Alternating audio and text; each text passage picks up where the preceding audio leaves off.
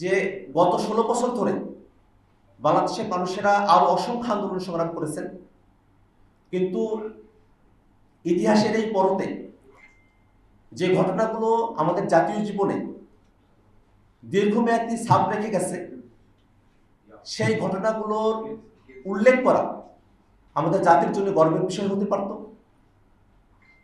একই সাথে আমরা ঘোষণাপত্রের মধ্য দিয়ে আমাদের সংগ্রামগুলো আরো ঐতিহাসিক স্বীকৃতি সুনির্দিষ্টভাবে অর্জন করতে সক্ষম হতাম।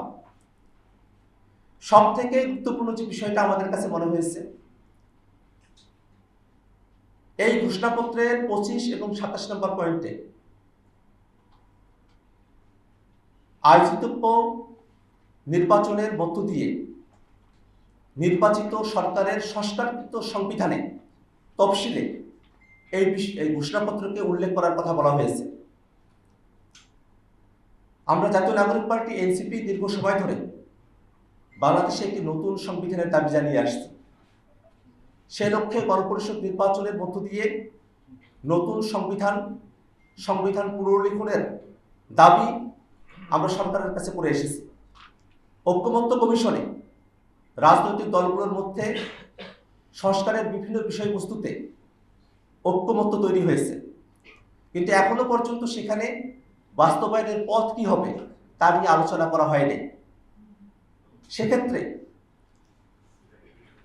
যখন এই ঘোষণাপত্রকে পরবর্তী সংস্কারকৃত সংবিধানের উপর ছেড়ে দেওয়া হয়, স্বভাবতই আমরা যে নতুন সংবিধানের দাবি জানিয়েছি, গণপরিষদের কথা বলেছি, সংবিধানে অন্তর্ভুক্তির কথা বলেছি, সেই প্রক্রিয়াকে পাশ কাটিয়ে যাওয়া হয়। আমরা এখনো দাবি জানাই যে বাংলাদেশে যে নতুন রাজনৈতিক জনগোষ্ঠীর আবির্ভাব ঘটেছে, তাদের অভিপ্রায়কে ধারণ করতে একটি নতুন সংবিধানই আমাদের জন্য সমাধান, এবং সেই নতুন সংবিধানে প্রস্তাবনার মধ্যেই জুলাইয়ের ঘোষণাপত্রকে অন্তর্ভুক্ত করার দাবি আমরা জানাই। একই সাথে ঐক্যমত্য কমিশনে জুলাই সনদ কার্যকরের পন্থা হিসেবে রাজনৈতিক দলগুলোর সঙ্গে আলোচনার কথা বলা হয়েছে। আমরা দেশবাসীর কাছে এর পূর্বেই খোলাসা করে বলতে চাই যে জুলাই সনদে যে সংস্কারগুলোর বিষয়ে রাজনৈতিক দলগুলোর ঐক্যমত্য তৈরি হয়েছে এবং কমিশন সিদ্ধান্ত গ্রহণ করেছে, সেই সব সংস্কারের বিষয়বস্তুকে অন্তর্বর্তীকালীন সরকারের সময়কাল থেকেই বাস্তবায়ন করতে হবে। লিগ্যাল ফ্রেমওয়ার্ক অর্ডার এলএফও করে এটাকে কার্যকর করতে হবে, এবং এই জুলাই সনদ এবং ঘোষণাপত্রের কার্যকারিতার ভিত্তিতে সামনের নির্বাচন অনুষ্ঠিত হতে হবে। প্রিয় সাংবাদিক বন্ধুগণ, আমরা দীর্ঘ সময় ধরে বাংলাদেশের মানুষেরা গুম, খুন, আয়নাঘরের নির্যাতন, অত্যাচার, বিচার বহির্ভূত হত্যাকাণ্ড, দুর্নীতি, অপশাসন, ফেসিবাদের যাতা বলে আমরা পিষ্ট হয়েছি। সেই নতুন বাংলাদেশকে আমরা নতুন করে গড়তে হলে বাংলাদেশের সকল রাজনৈতিক শক্তিকে, বাংলাদেশের মানুষেরা যে আকাঙ্ক্ষার ভিত্তিতে 24-এর গণঅভ্যুত্থানে সামিল হয়েছিলেন, একজন রিক্সা চালক, একজন শ্রমিক মজুর, একজন কিশোর, তরুণ, শিশু, নারী, তাদের সকলের